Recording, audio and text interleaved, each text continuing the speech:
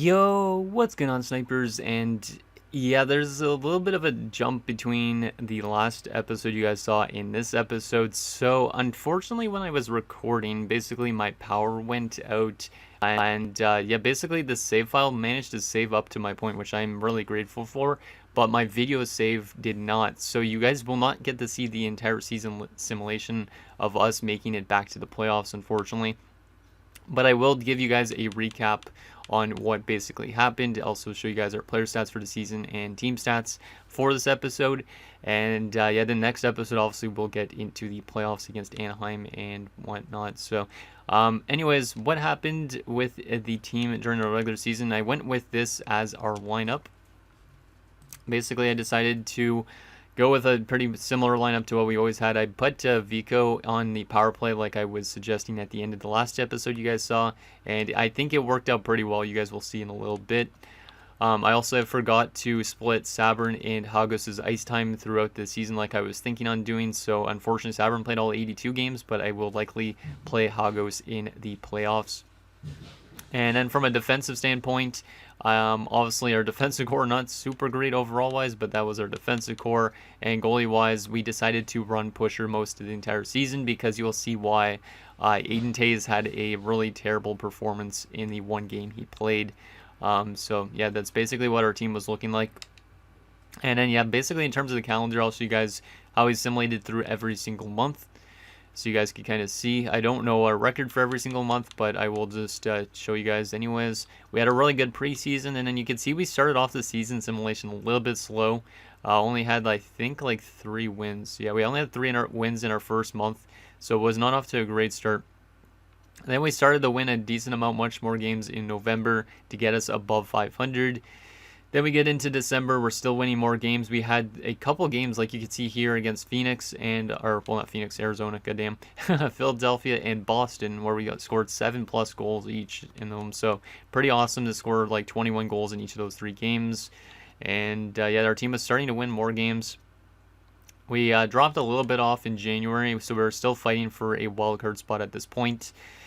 And then eventually we got ourselves back into like the wild card hunt again, and it was like a race right down to the last few games as well. Like you could kind of see, like if we didn't win these 2 games, probably against Washington and Anaheim, we probably would have missed, but likely we just barely win those games. And yeah, we finished off the season pretty strong, and now we're in the playoffs, which is great because obviously we missed last year after winning the Stanley Cup, which was not great, but yeah, we are back in the playoff hunt. Let me show you guys our player stats now from the season and stats from the entire league as well, because obviously you guys would have wanted to take a look at this type of thing.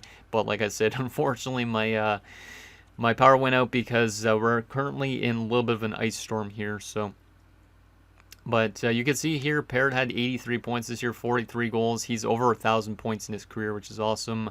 Hartnell had 79 points. Keith had 77 points. Claxton had 53. Like, Claxton is one of the probably most underrated players in the series. Like, he picks up usually 50, 60 points regardless, which is awesome. Reinhardt went a little bit back almost to where he was when we won the Stanley Cup with 24 points. Darby had a 65-point season and 32 goals. And yeah, as you guys can see, Vico, I gave him an 8-year deal at 1.4. He put up 38 goals on the third line and power play. Only 6 of those goals were on the power play, so he technically would have had 32 goals on regular strength, which is awesome. So yeah, Vico and Bobkov are probably the future of this team because both of them, one's a really good shooter and one's a really good passer. Lucic didn't have the best rookie season, only 18 points, but still a solid 2-way forward for the bottom 6. Sabern had 10 points, only 5 fights this year, so not a lot for an enforcer, but still, there is Sabern. Right wing wise, Jorgensen had a really good season, 71 points, and he has dropped down to exact top 9, which is unfortunate, but this might be his last season in the NHL. But he's had a really, really solid long career. A lot of 60, 70 point seasons, 80 point seasons. Yeah, really underrated player. Obviously, his plus minus is heavily affected because he was here in the early stages of this team. And then LaRose went back to form again, 44 points, which is pretty solid, but he's now a pending UFA, so I don't know if we'll be able to bring him back in the offseason. And from a defensive standpoint, pretty solid across the board. Danner, 54 points, Bouwmeester, 29, Denny, 25. Akers was a 15 points and a plus 14, which is pretty solid for a 74. Strachan had 15 points plus 23. And Cronwall, who hadn't played in an entire decade, which is kind of nuts. He's only a 75 overall, but 13 points and a -2 is not too bad for not playing since 2030, which is kind of crazy. And goalie-wise, this was where it was interesting. So Novikov had a pretty solid season. Pusher was decent also as the backup, so he might get some games in the playoffs this year. And Aiden Tays, the reason why we didn't put him in afterwards is he played one game, and he gave up 7 goals in that game. So, yeah, Aiden Tays, I think his career is kind of cooked at this point. Last 3 years, he's had below an .893 save percentage in every single one of those seasons. So, yeah, I think his career is kind of cooked. If he plays in the playoffs and he plays like a god like he did when we won the Stanley Cup, obviously I will play him. But for right now, I think Novikov's our guy, and then Pusher might get some games this upcoming playoff run. But, yeah, there was that. Quick look at the entire league stuff, just because this stuff doesn't matter as much, but I'll still show you guys. The Lukovic guy that literally is in his second NHL season had an incredible year already, over 100 points, and he led the league with 62 goals. Then there was Hickman, who was on a Minnesota team that didn't make the playoffs, had 105 points, and Jacobson also had 100 points for Seattle. But, yeah, the Calgary Flames, really dangerous team, if you couldn't tell already. So there was that. And goal scoring wise, there was only 160 goal scorer and 250 goal scorers. Everybody else was below that. So I think the league is not super offensive at this point in time.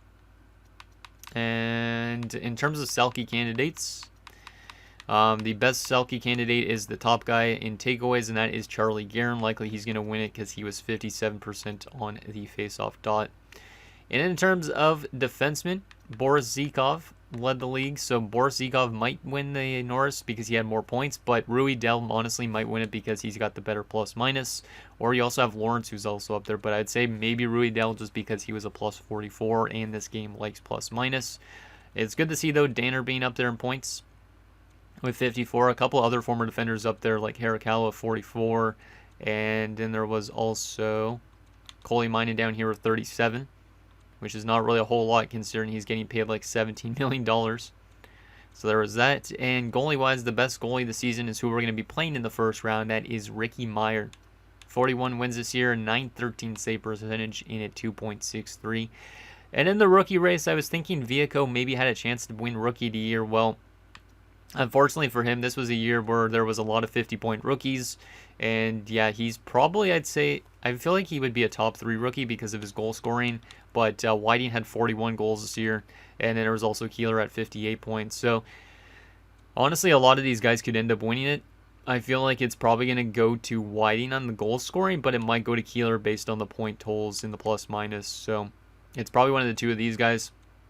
But honestly, a lot of these guys are very close in points, which is kind of nuts. So, 51 points to 58 points isn't a huge gap. Almost any of these guys could win Rookie of the Year. So there was the player stats, and I think that's almost it. Did I show you guys this already? I don't think I did. So let me show you guys our stats.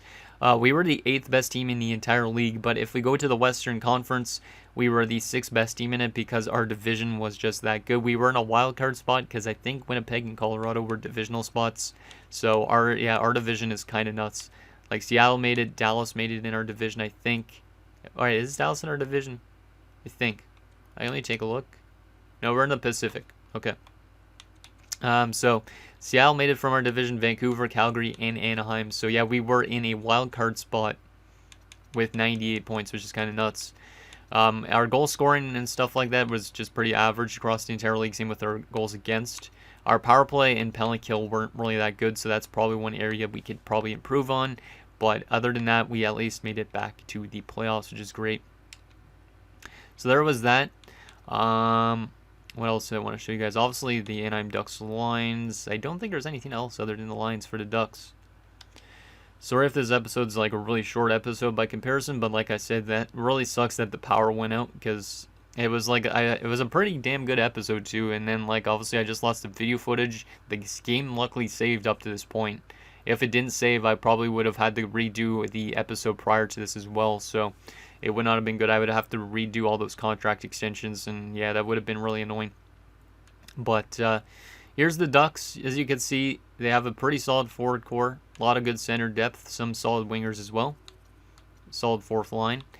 And then the defensive core, I don't know how this defensive core was better than ours, but they have like a kind of a rough defensive core, couple 80s, but other than that, when you're playing like a 72 overall, that almost looks like a draft glory defensive core in a sense. But who knows? They went to the Stanley Cup Finals last year. They won the President's Trophy this year. They might be able to win this first round matchup. Maybe we could pull off an upset though. Goaltending is definitely going to play a key factor though, because Ricky Meyer was a really good goalie and Stasiak is their backup. So they do have actually two really solid goaltending options. And then there's Vandenbush, who is the depth option. Not our former Vandenbush, but another one. So there is the Anaheim Ducks. Let me also show you guys the comparison during the regular season between the two of us, so you guys could see that, because I know that I didn't show you guys that fully. But you can see they had 106 points. We had 98 points. They scored 3.5. We scored 3.45. They allowed 2.87. We allowed 3.07. Their power play was 17.2. Ours was 16.1. And their penalty kill was 86.2. And ours was 81.5. So their penalty kill is definitely way better. Their power play is not much better.